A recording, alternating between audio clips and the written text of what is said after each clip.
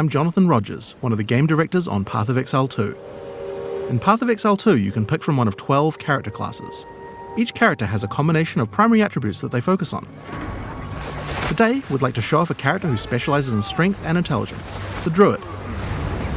In human form, the Druid is a spellcaster who channels the fury of nature on the battlefield, a walking natural disaster.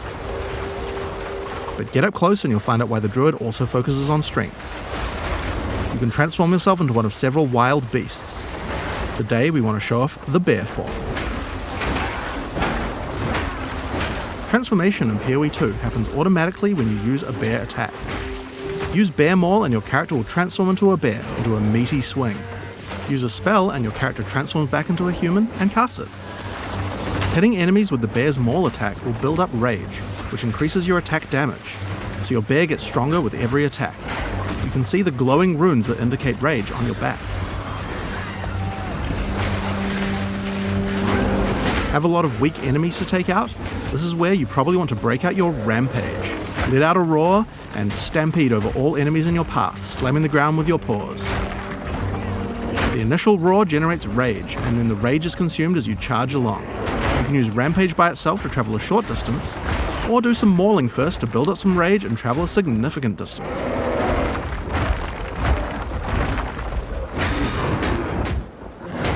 Now, while the bear is big and strong, this isn't a pure strength class. You don't have as much armor as a warrior would have. In order to protect itself from larger packs, you might want to consider a skill like Furious Slam. This skill is all about stunning rather than damage, so it's quite useful if you're mobbed by smaller monsters and just need to get out of there. Of course, like any PoE 2 character, you can always use a dodge roll to get out of danger. Since the bear is the slowest of the druid's forms, making sure the dodge feels reliable and can get you out of any situation is paramount. When you dodge an animal form, your character instantly transforms back with no time penalty, so that you can get out of the way. You can even interrupt a mistimed transformation halfway through. Of course, doing this will mean you pay the slight time cost of having to transform back again, but it's certainly a lot better than dying. Something interesting about this skill is that it's faster to use if you're already standing up. If you're on all fours when you use Furious Slam, then the bear has to stand up first before slamming back down. But use Maul first and the bear will stand up as you swing, which has no time penalty. Then follow up with Furious Slam and your bear will quickly slam down. Much more efficient.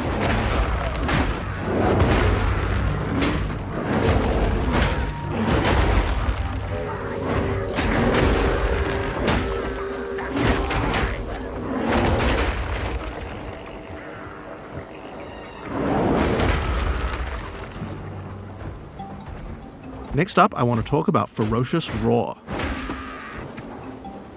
Ferocious Roar is a bear meta skill gem. It allows you to take any Warcry skill that another class like the Warrior might use and allow you to use it as a bear.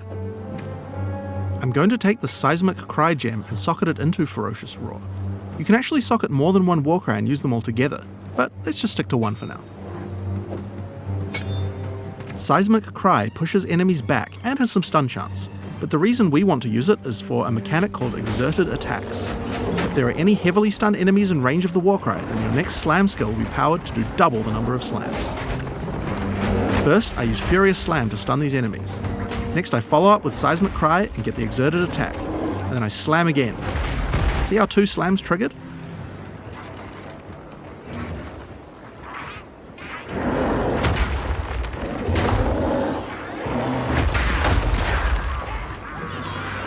So, that's all well and good, but how about we try that again using Rampage? First, get a bit of rage, slam to stun the enemies, Seismic Cry to get the exert, and then rampage around to do insane amounts of damage. So we've covered some of the bear side of the druid, but how is he as a spellcaster? Now of course we want to maximize the amount of time you spend in your animal forms, so most of the spells targeted at the druid tend to be things that last a long time or provide tactical options on the battlefield. The first and probably simplest of these is Lightning Storm.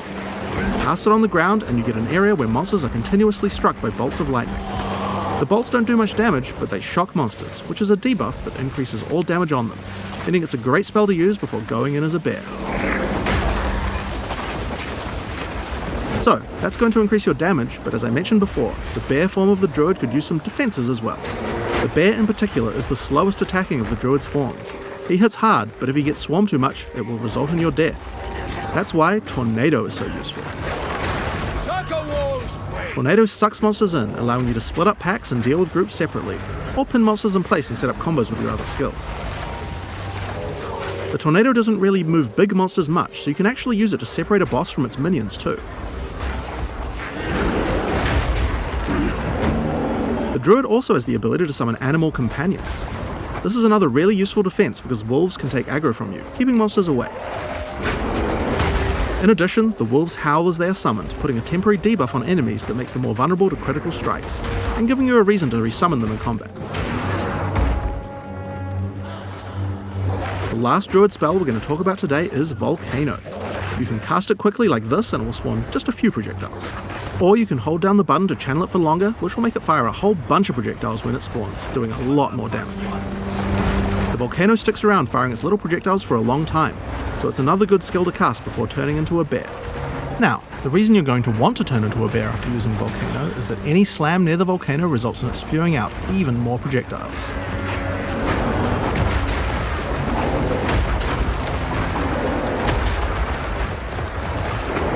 And if you thought that was a lot, then Rampage is even better, because it does 2 slams every time it hits the ground, and you can run around the volcano.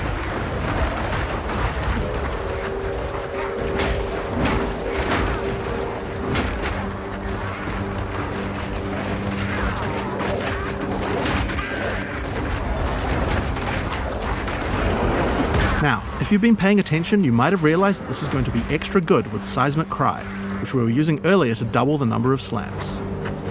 So, first we're going to cast Volcano. Then Furious Slam till you stun something, Seismic Cry to get the double slams, then Rampage around while the Volcano spews out a stupid number of projectiles. This combo would have been even better if we'd remembered to cast our Lightning Storm first, but getting time for that seems tricky. It would also have been nice if the monsters were affected by the crit debuff that my wolves do when I first summon them. This is where some meta gems to automate some elements can come in handy. Here's a gem called Cast While Channeling. If we add Lightning Storm to the skill, we can cast it automatically while we channel a Volcano as we set up our combo. Cast While Channeling is an ongoing effect, so enabling the skill will cost us Spirit, which is a new resource in PoE 2 used specifically for these kinds of skills. If you look at the top left of the screen as we channel, we can see the energy building up to cast the Lightning Storm. So long as we channel Volcano for long enough, the Lightning Storm will also be cast on the same targeted location. Currently, Cast While Channeling is active in reserving Spirit in both our human and bear forms. This means that any channeling skills we use as a bear technically will also cast the Lightning Storm. We can actually do this with Rampage right now, but it's not the best because we would prefer to stack the Lightning Storm on top of our Volcano, rather than just casting it randomly as we're rampaging around. We're also unnecessarily reserving Spirit in our bear form we could be using for something else, so let's fix that. I'm going to go into the skill options for the skill and disable it in my bear form. We showed at ExileCon how you could use skill options to control which weapon set to use when casting skills, but you can also use the same interface to enable or disable which buffs you would like to have active in your different weapon sets too, without having to recast them all the time, and shapeshifting counts as a weapon set. Now when I change to a bear, the effect and the spirit reservation goes away, and when I change back to a human again, it's back automatically.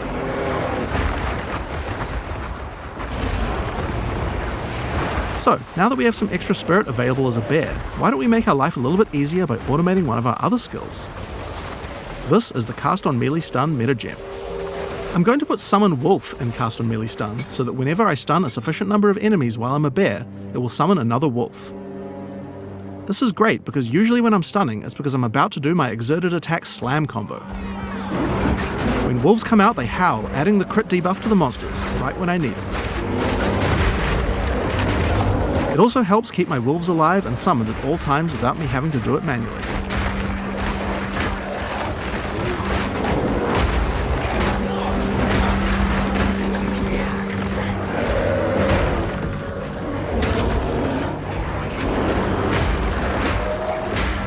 So, last but not least, let's talk about the skill tree. At ExileCon we showed how you could dual spec your character so that different weapons can use different passives.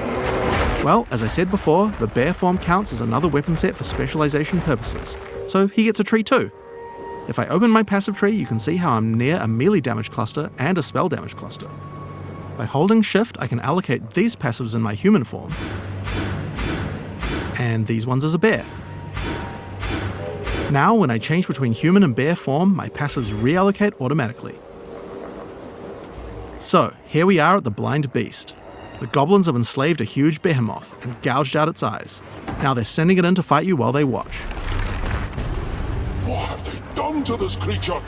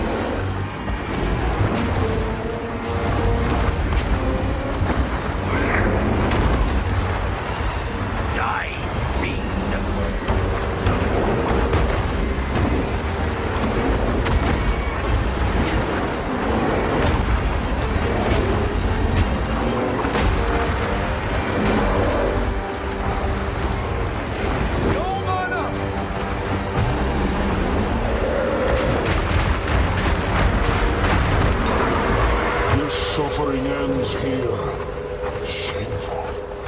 And there we have it. With a little bit of customization, we have a build that can combine many different active skills to do some really interesting effects. At the same time, your skill tree reconfigures automatically at the right time, and your buffs reconfigure automatically as well. You can even cast certain skills automatically. But we also haven't lost the dynamics of combat. Many skills interact with each other, and the ones you choose to use at any different moment depend a lot on what enemies you face or what situation you're in right at this moment. And at just the right time, you might be able to combine all your skills in one crazy combo, get some satisfying screen covering spam, and do some crazy damage. Now, these are just some of the skills targeted at the Druid in PoE 2. We didn't even show you the Wolf form yet. There's a lot more to play and experience, and we look forward to letting you guys try it out when we go into beta on June 7th, 2024.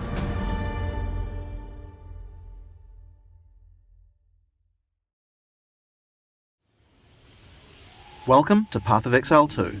We'd like to start off by showing some of the gameplay of Act 3, one of the 6 acts in PoE 2's campaign. We're starting here in the jungle depths. Act 3 is set in the ruins of the Vaal civilization which fell thousands of years ago. Jungle has taken over their former once great cities, and we'll be exploring it using one of our 6 new character classes called the Monk. In PoE 1, we had 1 character class for each of the combinations of strength, dexterity, and intelligence. When looking at the design of PoE 2 though, we realized that many of the new skills we were trying to design just didn't really fit thematically with the existing classes that we have. Being a spellcaster with a bear form makes sense for strength int, but it doesn't really sound like something a Templar would do. We realized that since we had new mechanics for every attribute combination, it actually made sense to design new character classes to explore the new themes. In PoE 2, every attribute combination has 2 classes associated with it. Strength int has the Templar or the Druid. On dexterity you have the Ranger or the more spear-focused Huntress. And on dex int you have the Shadow and the Monk, which Mark is playing here. The quest rewards you're offered on the 2 variants are tailored to the class. But of course, this is PoE. You can still mix and match anything to your heart's content, and they both start in the same location on the passive tree. The most important difference between the 2 is the ascendancy classes. Each class has its own 3 ascendancies that let you further specialize the class in a way that only that class has access to.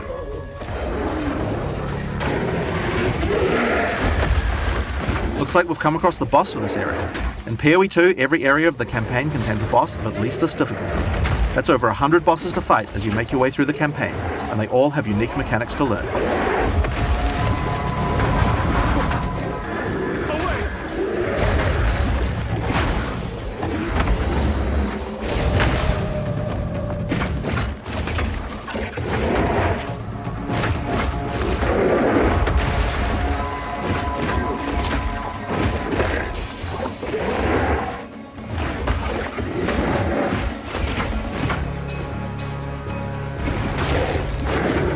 As you've seen from watching Mark fighting, the melee combat in PoE 2 has a very different feel than before.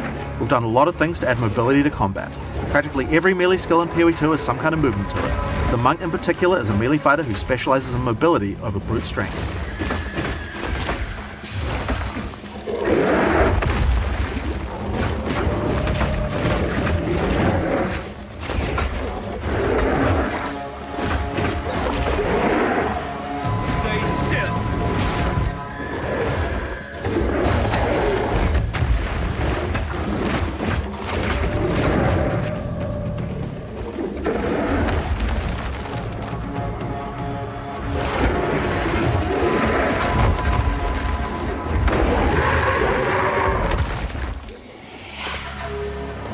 So as Mark has been playing, you might have noticed these blue markers over enemies. Mark is a skill equipped called Killing Palm. Whenever an enemy has a blue indicator over it, it means the monster has low enough life to cull with Killing Palm. Using Killing Palm on an enemy will cull it, giving you a power charge. This is an important skill for the monk since many of his skills interact with power charges. One of the great things about the skill is it has a built-in dash forward, which makes it much easier to target the skill right at the point where you need it. We've done a lot of work in PoE 2 to make using skills like this feel satisfying. If you're accidentally targeting slightly off a monster, the skill will automatically lock on to a cullable target, and will even do a small amount of pathfinding around obstacles. We really want to make sure that when an opportunity to use the skill presents itself, nothing is going to get in your way. Once you've got some power charges, you need some skills to power up. A great follow-up is Falling Thunder. Falling Thunder without a power charge just creates a relatively small lightning AoE in front of you. But do it with some power charges and it turns into a pack clearer with a large number of projectiles. One thing to notice here is that, like almost every melee skill in PoE 2, Falling Thunder has a little bit of extra movement built in just in case you need it. Using the skill within range, you do a flip in place. But use it slightly further and your character will move forward while executing it, getting you into position without any time penalty. In PoE 2, you also get a short period to redirect your target. Notice how you can start a skill facing one way, then whip the mouse sideways to land the skill in a different direction. In order to get some power charges, you're going to first need to get some lower life monsters into a cullable range. You've got a few options. If you want to charge right in, Whirling Assault is a great option. It doesn't do much damage per hit, but it covers a lot of ground. And notice how you can turn as you do it? Generally speaking, you never lose control of your character in PoE 2. If you make a turn at the right time, you can get a couple of extra hits in on the monsters, getting them in range of your cull. Follow up with a Killing Palm, then finish off the rest of the pack with your Falling Thunder.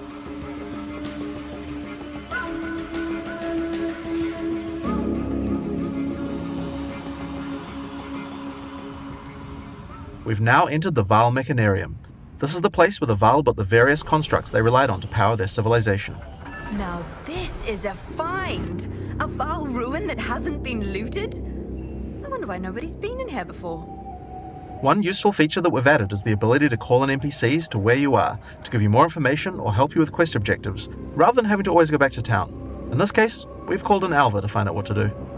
This mechanism, if powered with a small soul core, it could open that door. There should definitely be soul cores somewhere around here. They had to power these constructs somehow.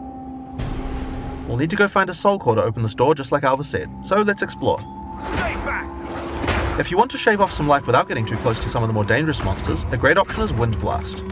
Wind Blast also doesn't do too much damage, but it keeps the enemies back. The closer they are, the farther they're pushed back, so it's a great option for keeping smaller but higher damage enemies at bay. Note that the bigger the enemy is, the less they will be pushed back, so trying to push back some giants isn't going to be as effective. And there's the soul core. Let's get back to the door.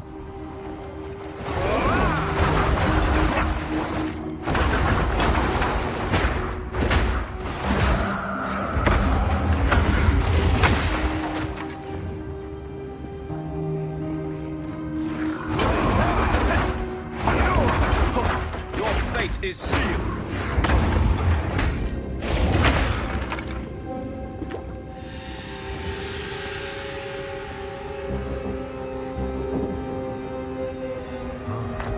Consider me impressed.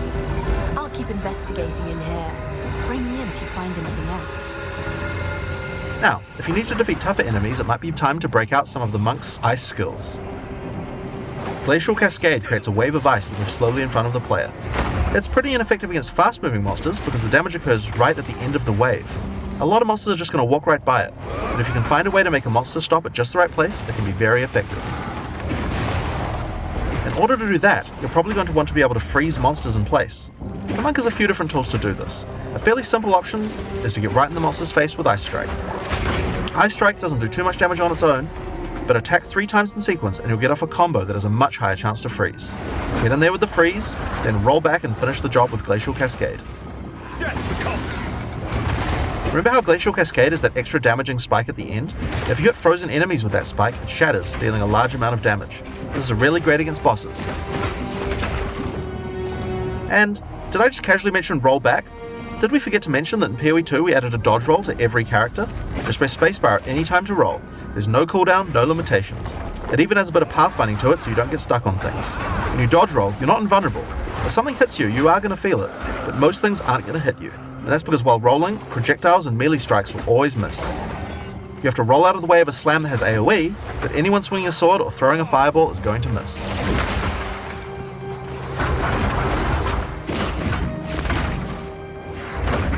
Another really important function of dodge roll is that it lets you cancel out of almost any skill at any time. This makes it so you don't feel like you're getting stuck doing long animations where something is about to hit you. It really changes how skills with longer attack and cast times play, and makes dodge roll a very reliable feeling way to avoid attacks. So, that's one way to get out of damage, but the monk specializes in mobility, so it makes sense that it'd have some more. Wave of Frost is one of our new attacks with a retreat built right in. You move backwards and throw out a cold attack with a significant freeze chance. A great thing about this is it puts you in a great distance to follow up with Glacial Cascade to do a whole pile of damage.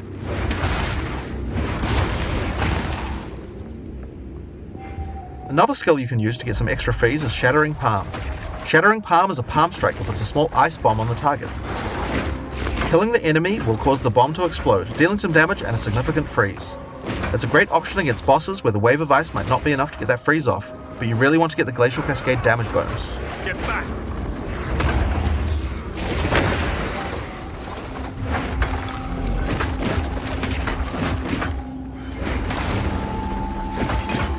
The final skill we're going to show you today is Flicker Strike. It's a monk skill now, and another skill that consumes power charges. If you've played PoE 1, you know what to expect. It's a great finisher for tough bosses if you're able to get some power charges beforehand.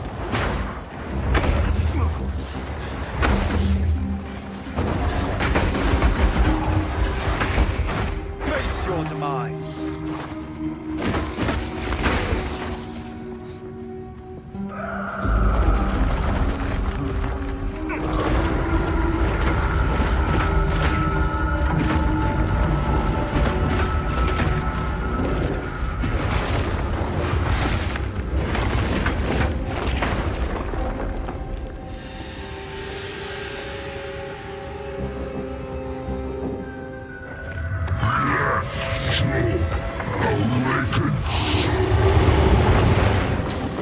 Now, in order to take down this boss, we're going to need all the tools in the monk's arsenal, especially the combo of Freeze and Glacial Cascade. If you're a PoE 1 player, you might think that you can't rely on Freeze because there's so many bosses that are immune to it, but in PoE 2, that's changing significantly. In PoE 1, Freeze is a binary mechanic. An attack freezes the target or it doesn't. What this basically means is that in PoE 1 we were forced to add freeze immunity to many bosses because Freeze just trivialized them. Because of that, freezing was something you could only really use while pack clearing, and not something you could really rely on as a core part of your build for boss fighting. In PoE 2, all crowd control mechanics now have internal meters that allow you to build up to a freeze or stun, or whatever other CC mechanic that you're using. It's a little bit like poise from games like Elden Ring, though the meters seem to be a bit smaller. When you freeze an enemy, it increases the amount of freeze that you need to do another freeze, but the increased difficulty bleeds away slowly. More freeze will always let you freeze the boss more often, but this system means it will not get out of control in party play or interact badly with other CC mechanics, allowing us to let you use these kinds of mechanics against all bosses.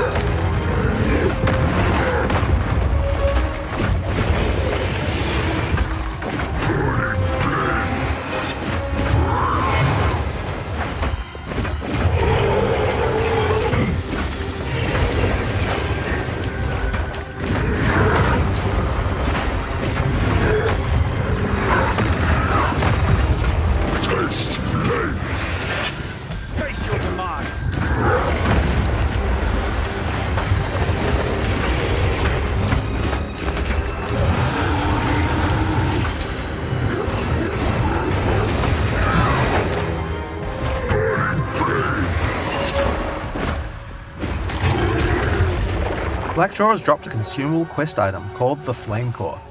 It's a permanent +10 to Spirit. In PoE 2, we really wanted to make sure that you feel rewarded for exploration. It wouldn't be much good if we made all these awesome optional bosses if we didn't have something great to find for killing them. One of the things you might find for killing a boss are permanent stat bonuses to your character. Your end comes.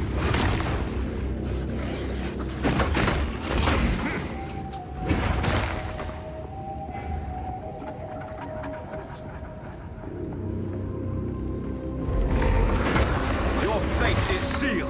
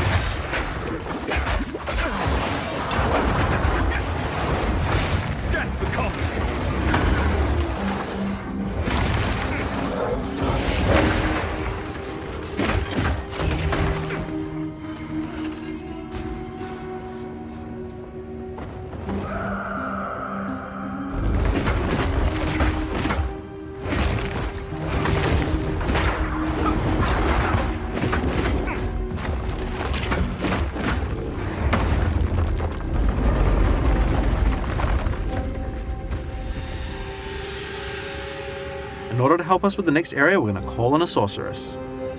Mark's friend Octavian has invited him to a party, and we're going to accept.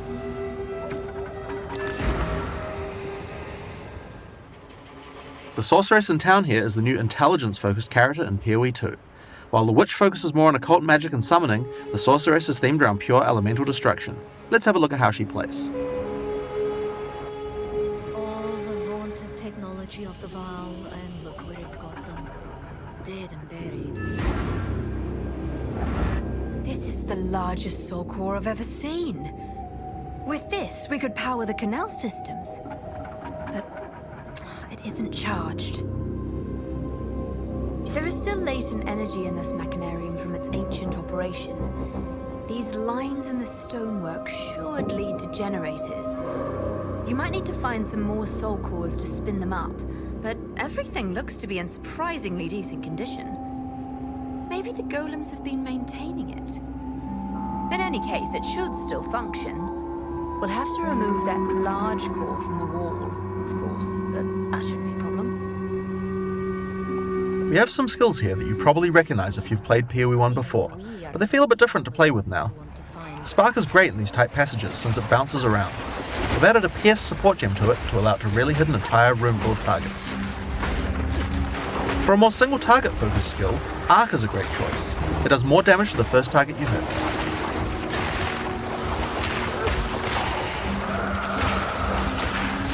If you find yourself surrounded, it might be a good idea to use Ice Nova. It hits all enemies around you and slows them down with chill. Just be careful. Getting up close and personal isn't the ideal place for a sorceress to be. He doesn't have the defenses of a more melee-oriented character. But in order to help the sorceress's weak melee defense, you could use Arctic Armor. In PoE 2, Arctic Armor is a buff that builds up as you stand still. You can see the ice crystals forming around the character. They drop off if you walk around. When monsters hit you, they take cold damage and build up to a freeze, so it's a great defense. Just be careful. You have to be standing still for a little while to get the full effect, so trying to stutter step using it isn't the best strategy. Now, Arctic Armor is an ongoing buff. Did you notice that it didn't reserve any mana? How does that work? Well, in PoE 2, we were kind of sick of the fact that basically every character was playing with no mana pool. We decided to change the way that reservation works. There's a new resource in PoE 2 called Spirit. Spirit is a dedicated resource that you can use for ongoing effects like Arctic Armor, Heralds, Auras, or even Minions. Everyone starts with 100 Spirit, which is enough for most ongoing effects. But if you want to use more than one of them, you're going to need to get some more. Spirit is available on mods from items and on the passive tree. But if you're willing to give up your offhand slot, the easiest way to get it is by holding a scepter.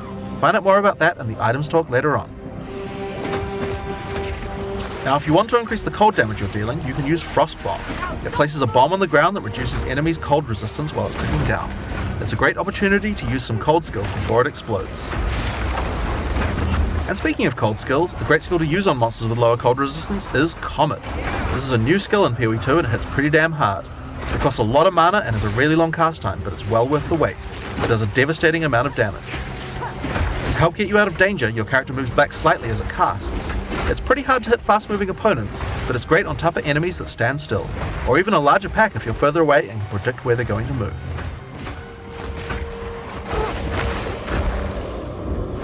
If you run out of mana casting too many of those, then in an emergency, I guess you could use your Fireball. And this is a great opportunity to explain the way that we have changed caster weapons in PoE 2. In PoE 1, caster weapons had a default melee attack that nobody used, and because they had that, they also had a bunch of attack mods that would spawn in them, that were useless to a caster. In PoE 2 we wanted to clean all of that up, so now each staff comes with a built-in free-to-cast spell. Just put it on and spam to your heart's content. Now this particular staff is the base type that you get right at the starting beach, and it's quite likely that you're going to outgrow it, so that's why we also have a lot of staves with more utility-focused powers for casters to use. Here we have a crystal staff, and has a pretty cool built-in spell called Unleash. Using it slams your staff on the ground and will allow you to triple cast your next spell. Now of course you're probably going to want to use that with something powerful, and Comet is a great option. You will notice that Unleash is one of the few skills in PoE 2 with a cooldown. In general, we really try to avoid using cooldowns because we really hate the feeling that combat is just waiting to be able to use your next skill. But it does make sense for Unleash since it's free to cast and it's something you want to use situationally anyway. Now if you're really facing some tough monsters, you might want to try out Mana Tempest. Mana Tempest creates a circle of power in which you literally hover over the ground. While in the circle, your mana drains, but it powers up all your spells. Lightning projectiles fork, beams will chain further, and you'll also do a lot more damage.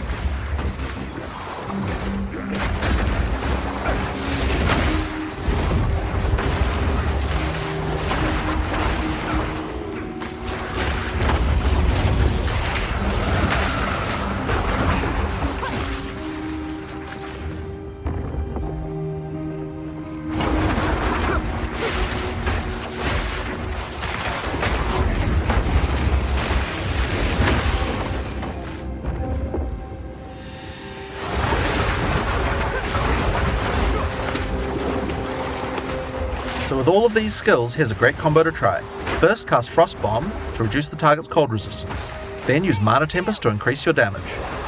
Follow up with Unleash, and then triple cast Comet to do a truly insane amount of damage.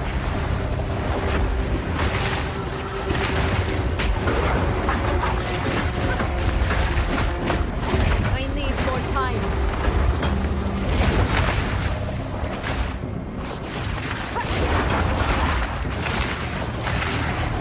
This rare monster dropped an uncut gem. This is a great opportunity to talk about how skill gems drop in PoE 2. Instead of dropping a specific gem, you can find uncut gems. Just right-click on them and pick whatever skill you want. The gem will come pre-leveled to the level of the area that dropped it, so it's a lot easier to change between skills in PoE 2. This time, I think it might be cool to grab one of our meta gems. Meta gems are skills that can have other skills socketed into them, changing how they work. In this case, we're going to select Cast on Shock. Now, let's equip this thing in the skill screen and choose a spell to trigger with it. I think Comet might be fun. Because Cast on Shock reserves Spirit, we'll need to first disable our Arctic Armor. We have to decide if we would rather have the extra defense or the extra offense of the Cast on Shock. Now in PoE 2, trigger gems use a system of filling up cast time on each trigger. Basically, if a skill has a short cast time, then it will trigger really often. And if it has a long cast time, like Comet does, it will take longer to trigger. As we use our skills on these monsters, you can see that there's a thing that's charging up on the top left corner. At 100%, the Comet comes down. So there you are, using Cast on Shock with automatically cast Comet whenever we're using our lightning skills.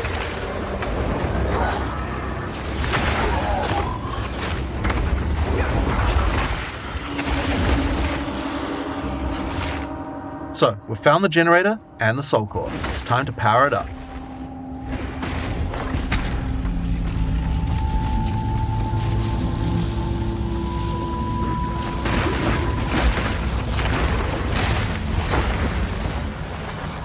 As power is restored to the Mechanarium, all the constructs are coming back to life. We need to fight them on the way back to the charged soul core. So, one thing that PoE 1 players might have noticed is that this character has both ice and lightning spells. That's pretty inefficient, isn't it? It's a big no-no for most builds because any specialization into cold or lightning isn't going to affect the other element, and generic elemental damage increases are not going to be as powerful as focusing on a single element. Well, in PoE 2 we have another major new system to introduce to solve these kinds of problems, and it starts with weapon swap. Now in PoE 1, weapon swap isn't really used very much for its intended use case. We imagined that people were going to be swapping in and out between different weapons to deal with whatever situation they were in. People just don't do that at all, and a large reason for that is because it's really awkward. In PoE 2 we wanted to solve that. The staff Octavian is using here has an ice mod on it that makes it great for when he's using his ice spells. We would also like to be able to make sure that this build works just as well for lightning spells on the character too. If Octavian equips his previous staff in his second weapon set, you can see that it appears on the character's back. Now we're going to open up the skill screen. If Octavian opens the skill options for his lightning skills, you can see here that you can choose which weapon sets are usable with each skill. First we uncheck set 1 from being used by his lightning skills. Then we're going to go through his cold skills one by one and turn those off with his lightning weapon.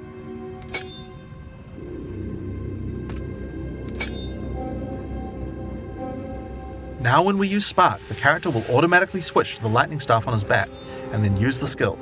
When Octavian uses the Ice Nova, his character will automatically switch over to the Ice Staff before using it. You can configure each skill for which set to use, or both if you don't mind which.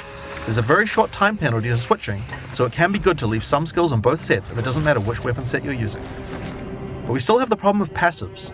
Wouldn't it be nice if we could specialize in both cold and lightning passives on a character? Well, in PoE 2 you can. We're on the passive skill screen here, and you can see that we are close to both a cold and a lightning cluster. At the top right of the screen you can see that we have some weapon set specific points to allocate.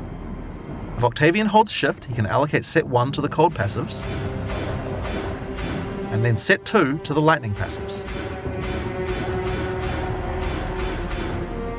Now check this out.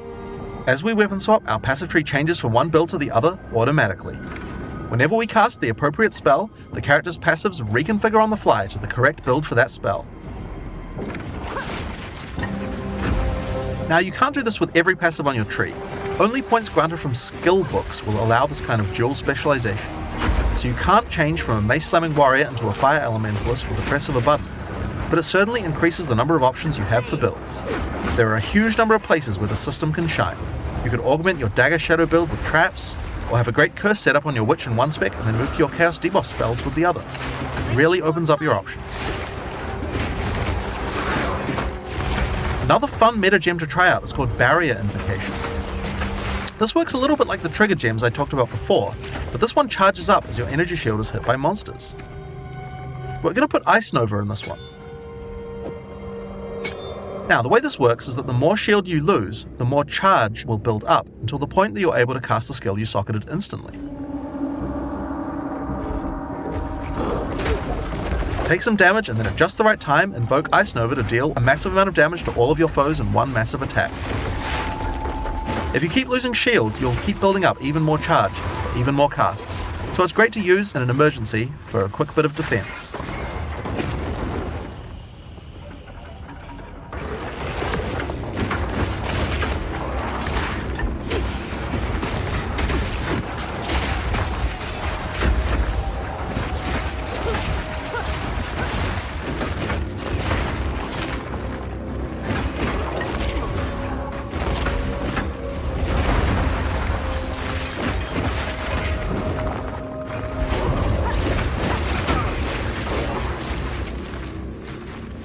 Here we are, back at the charged soul core.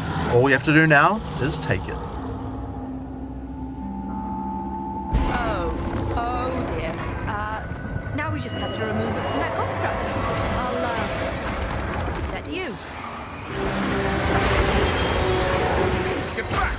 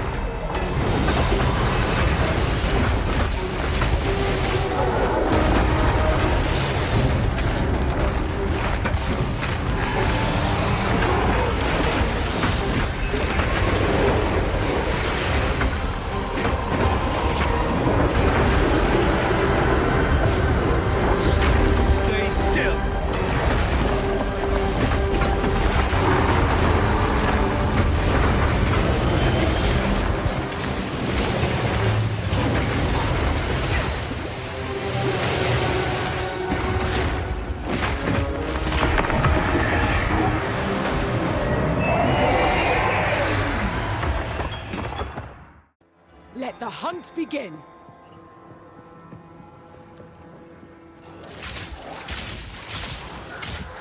When we started to work on the Ranger, we knew we had to make a class with high agility.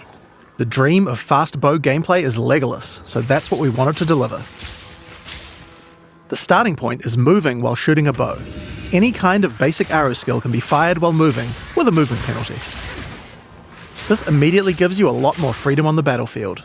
Here I'm starting each battle with a poison burst arrow to poison groups of enemies, then using a lightning arrow to arc lightning around larger packs. For even more mobility, we also have a variety of skills that involve vaulting around the battlefield too. This is Frost Escape. Using it jumps backwards and shoots a freezing arrow at the ground. Really useful if monsters close on you and you need to get away. Once you've landed, if monsters were frozen, it'd be nice to have some way to take advantage of that extra time. This is where Snipe comes in. Snipe is a skill shot that you need to charge up and release at exactly the right time. If you land the right timing, Snipe is guaranteed to produce a critical strike, and does a small AoE as well, so it's a great finisher. You can also move while shooting arrow rain skills too. This skill is Lightning Rod. It shoots an arrow into the air that sticks into the ground, and does a small AoE. Once the rods are in the ground though, they attract any arcs of lightning that are nearby, causing them to explode again. This means you can stack up a bunch of lightning rods on the ground, and bounce lightning between them, doing way more damage. Now this takes care of packs pretty well, but for bigger enemies I'd like to have something that's going to enhance my damage output too. This skill is Stormcaller Arrow. Using it sticks an arrow into an enemy. After a short period of time, a lightning bolt comes from the sky and strikes them. This has a high chance to shock them, and shocked enemies take 30% more damage from all sources. If something big walks along, it's a good idea to throw one of these at them first to enhance your damage, before following up with the other combo. Now if I really want to enhance this combo, there are a couple of things I could do using our support gem system. Skills in Path of Exile are granted by items called skill gems. Each skill gem has coloured sockets in it, and these sockets are for other items called support gems. Support gems modify your skills, and it's where a huge amount of the customization of your character comes from. First I'm going to take this multiple projectile support gem. I could add it to my lightning arrow, and it would fire multiple arrows. This would increase the number of targets I can hit, but that isn't the effect that I'm after. If I add it to my lightning rod skill instead, then when I fire it, I get a nice group of rods. This means that I don't have to spend as much time setting up before I can use it with my lightning arrow combo.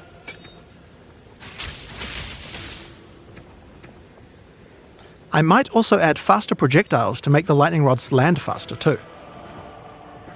Now next up I'm going to grab this chain support gem.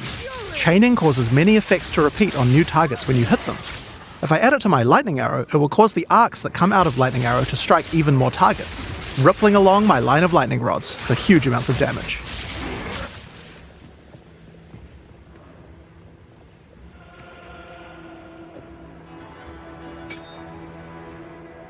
Now I think we can use support gems to improve Stormcaller Arrow as well. Let's start simple. I'm going to chuck less duration on here. This will cause the lightning from the sky to strike a bit faster. Next up we have a support called Shock Proliferation. This support makes it so that any enemies shocked by the skill will also have the shock jump to nearby enemies, meaning they'll take the extra damage as well. It's just a chance to proc, so it's not going to proc on every single pack, but when it does, a pack will go down ultra quick. Another useful empowering skill is Barrage. Barrage is one of the rare cooldown skills in PoE 2. It enhances whatever your next attack is to fire 3 times. With what we have here, I think it might be a good idea to use it with Lightning Arrow.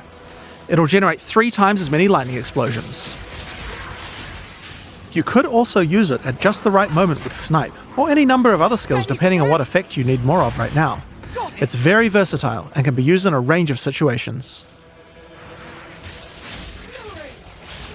Now, even as mobile as the Ranger is, it's still very useful to slow monsters down, and a Ranger certainly has quite a few tools to do this. If you're prepared to get up close and personal, we have a skill called Electrocuting Rod. First, jump over the enemy and shoot it into them. Once the rod's in place, any lightning damage they take will build up a special electrocute gauge. Once the gauge is full, the monster is totally suppressed, allowing you to kill them easily. Now sometimes when you use Electrocuting Rod, the enemy dies before you get a chance to electrocute them. I think there's another support gem I could add to my lightning arrow to fix this problem. Neural overload will make it easier to electrocute enemies. If the skill it's attached to puts them over 50% of their electrocute bar, it will trigger instantly.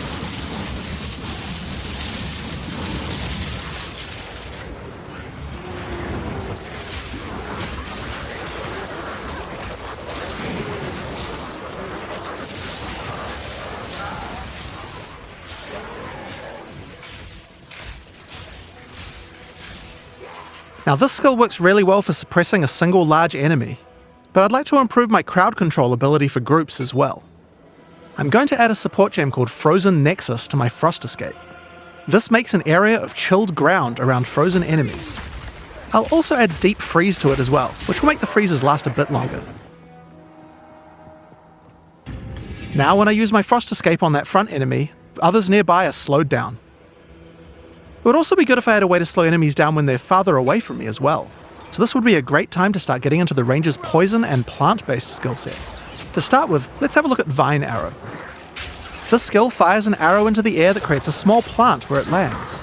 The plant sends out tendrils to nearby enemies, slowing them down and poisoning them. But it does have another function too. If the plant gets further poisoned, it transfers that poison to the monsters it's attached to. Normally you would only be able to get one stack of poison on a monster at a time, but you can put as much poison as you want on this plant. You could just use the plant to slow monsters down and not worry about the poison part, but if you want to go all in on poison, this is the way to do it. Now if you do want to focus on poisons more, another useful skill is Poison Bloom Arrow. This skill creates these plant pustules on the ground. If you wait a little while, they'll explode. Just like any other plant skill, these plants respond well to poison. Shoot the Poison Burst arrow at enemies nearby and watch your plants grow more and more powerful. Poisoning the pustules causes them to do much more damage and makes them explode much faster as well. I can also add the Pierce support to Poison Burst arrow. Doing this will mean I get multiple poison bursts as it goes through each monster.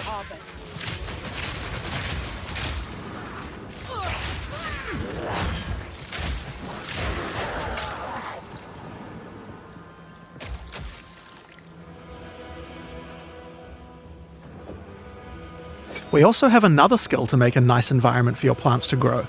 Gas Cloud Arrow. This skill shoots the ground and creates a cloud of gas that continuously poisons things inside it. Throw your plants down, then put a gas cloud on top. The constant poisoning will make them grow.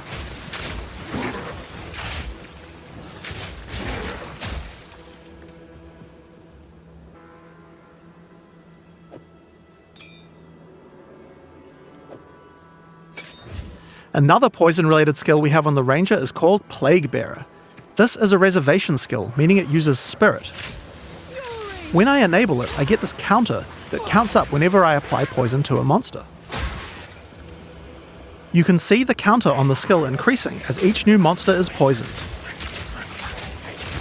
Now I'm going to fight these monsters and make sure to poison them as much as I can to build up the counter.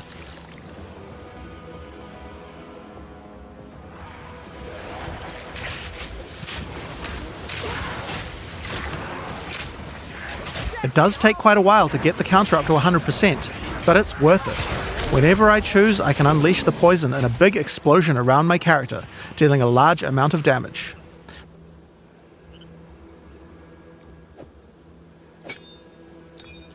Now next up we have a classic, Rain of Arrows. It's simple. Shoot a bunch of arrows in the sky and they rain down for a short time. It's decent AoE and damage at long range. Now this skill doesn't last too long, but we can change that. It's time to introduce Frenzy Charges.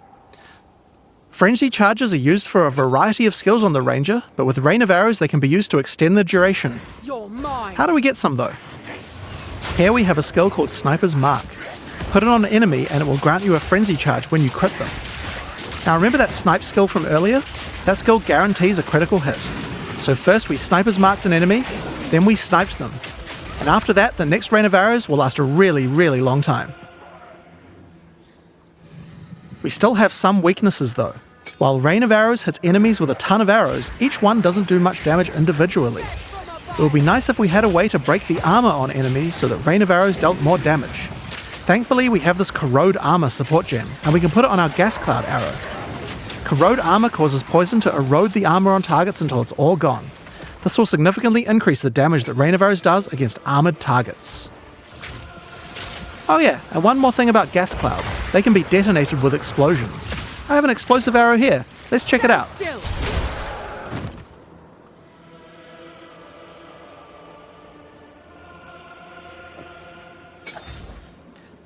Now, because monsters and gas clouds are likely to have their armor broken, I think there's another useful combo we can do. This is an exploit weakness support. This support provides extra bonus damage to targets that have their armor broken. Perfect for what we have going on here.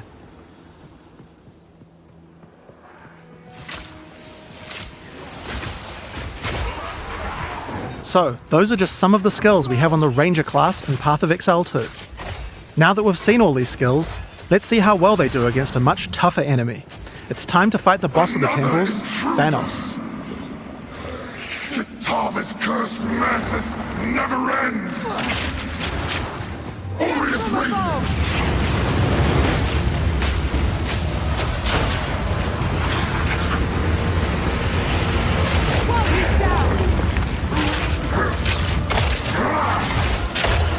Chaotic power!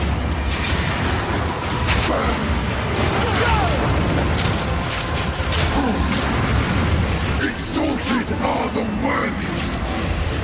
Stand still!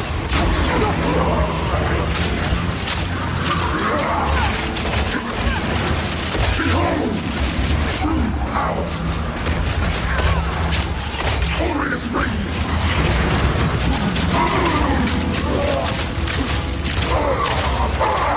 Exalted are the worthy!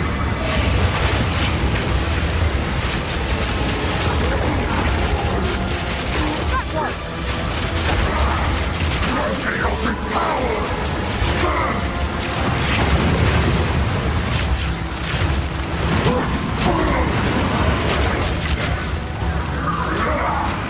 Chaotic power! Behold! True power!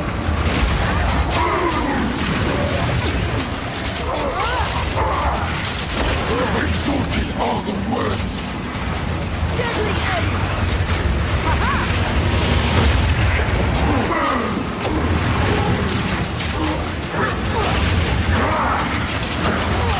Divine blessing!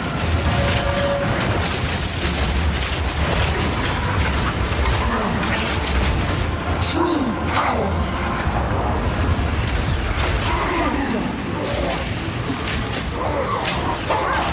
Exalted are the worthy! Blazing devotion!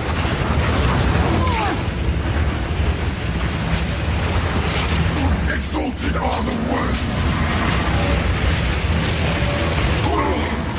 Aurea! I have found your next murderer! Kill swiftly and move on. This is how you survive. That's the Ranger. But oh yeah, there was one more thing. The mount. Check this out. Yes, you can ride a rower. While riding the rower, you can shoot arrows with no movement penalty. It's pretty overpowered. You can also use your vaulting skills to jump right off the rower's back. Once the rower doesn't have a rider, it starts attacking monsters, so he's nice to have around, even if you're not riding him. That said, if you are riding, don't get hit. If you take a heavy stun while on a rower, you'll fall off, and it takes a while to get up, so be careful. So that's what we wanted to show you today. Now there is just one more rather unfortunate bit of news. Path of Exile 2's beta is going to be delayed. We previously said that we would get the beta out on June 7th, and while I think we would be able to get the game's content ready in time, we underestimated how long it would take to get gameplay polished to a standard that we're happy with. We're still going to be doing alpha testing in June, but we're going to be delaying the beta until later in the year. I don't have an exact date for you today, but it should be towards the end of the year. In the meantime, you can still play Path of Exile 1, of course. The gods caused all this, you know. After Oriath was destroyed, I traveled, searching for answers. Everywhere I went, the same divine devastation. It must end. I will end it. And no exile will stop me!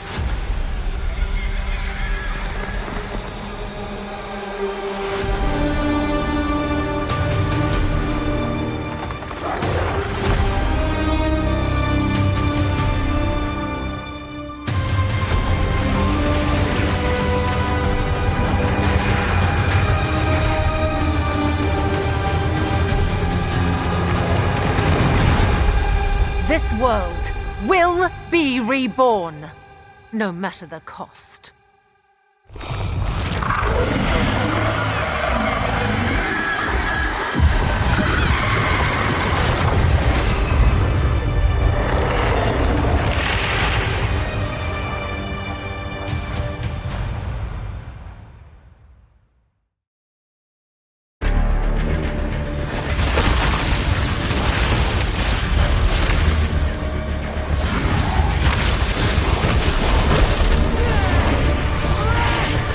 I'm certainly not supposed to be here. How exciting.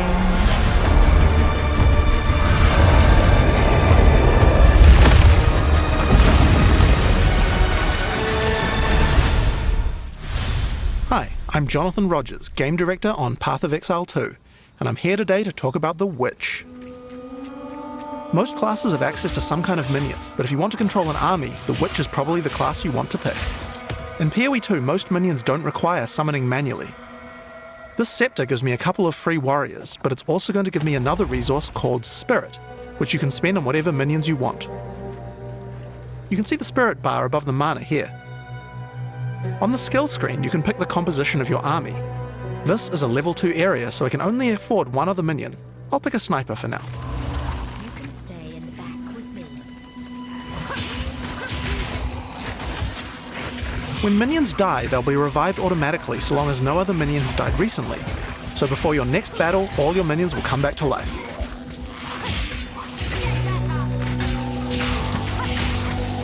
You can also order your minions around with a dedicated button. Tell them to move to a specific location, attack a specific enemy, or even open a chest or door for you. Open that. We also have temporary minions. This spell is called Unearth. If it kills a monster or if it hits the corpse of a monster, it creates these bone constructs. They can't take many hits and have a limited lifetime, but you can build up a real army with these.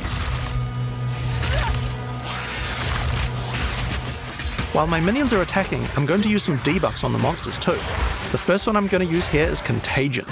If a monster dies with Contagion, it spreads to nearby enemies. Each time it spreads, the damage increases, so it's a good idea to try and keep the infection going.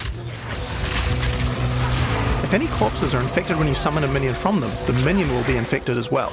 Each time they hit an enemy, they'll continue infecting them. It's nice to have an army of infected scorpions on your side. I also have another chaos debuff called Essence Drain. This one does even more single target degen. If the monster is infected with Contagion at the same time, then the Essence Drain will spread as well. This can turn into a real plague of destruction. Another minion type I can summon are zombies, but they require a corpse. These will do nicely. They don't come back to life if they die, but they're fairly tough and can bolster your minion numbers. Many minions also have command skills. I can order my sniper to deploy a gas arrow on the battlefield to get some damage over time.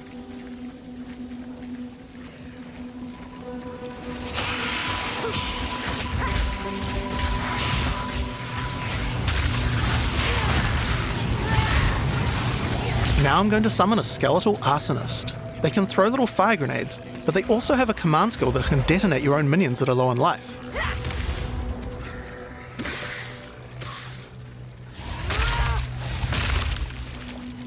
When you see the red indicator, use the skill and the minion will go boom.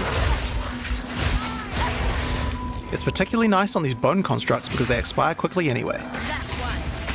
So, let's take all these tools we've found and fight the boss of this area, the Carrion Crone.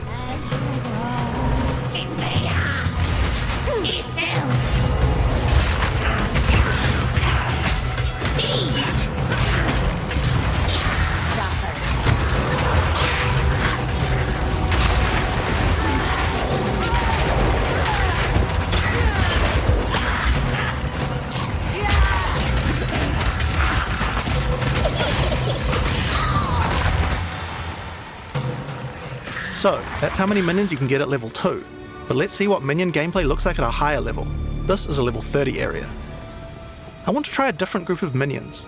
I still have my trusty warriors, but there's a lot of different types to choose from, like brutes for stunning or ice mages for freezing, and most of them come with their own special abilities or command skills. For now, I'd like a couple of Storm Mages to shock enemies, a Cleric to heal and revive my minions, and a bunch of Reavers as well. Reavers do high damage, and you can also enrage them before battle. This slowly kills them, but my Cleric should be able to keep them alive. While my minions are attacking, I can use channeled skills like Bone Storm, which creates a devastating volley of sharp spikes.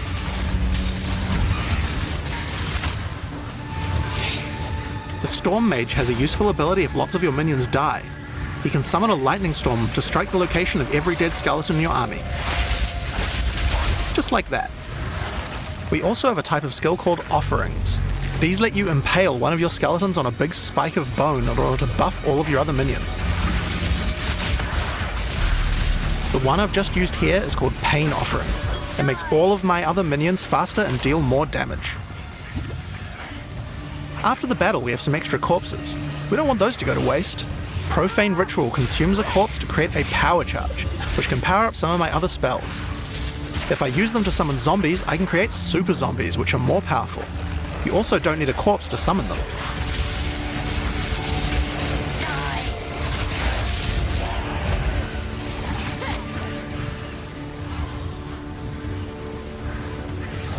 I can also use power charges to channel Bone Storm. If I do that, it adds a devastating AoE.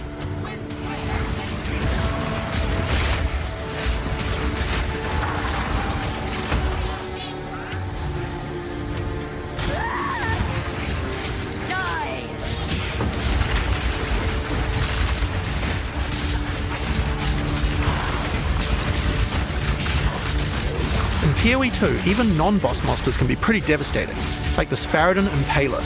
There's a wide variety of abilities and is pretty tough to defeat. But maybe I can put the body to a better use.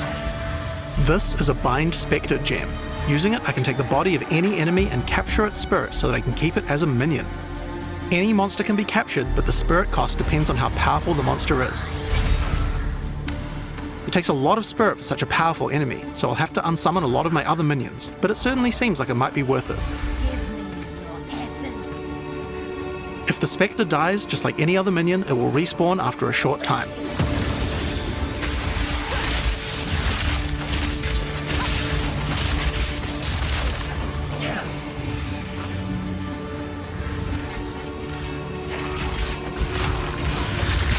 So, I think it's time to fight the boss of this area, Tor Gull the Defiler. You are relentless, and that makes you predictable. The end of Marraketh tyranny is nearly at hand.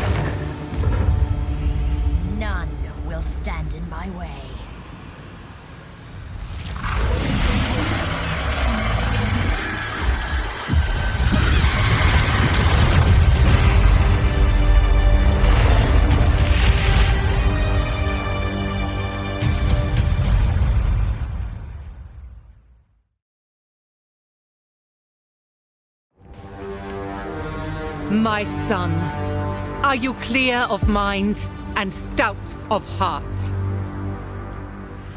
I am. Are you ready to sacrifice? Sacrifice everything to become the savior? I will. Do you have the strength to sweep aside this world and build it anew? I must.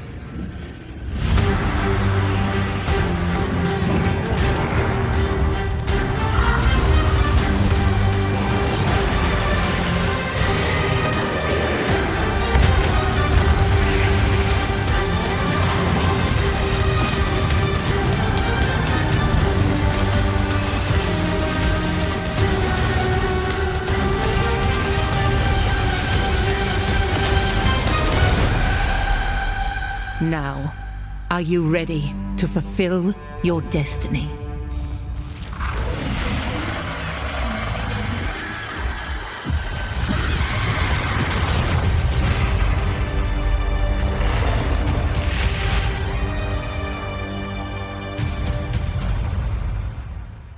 Yes.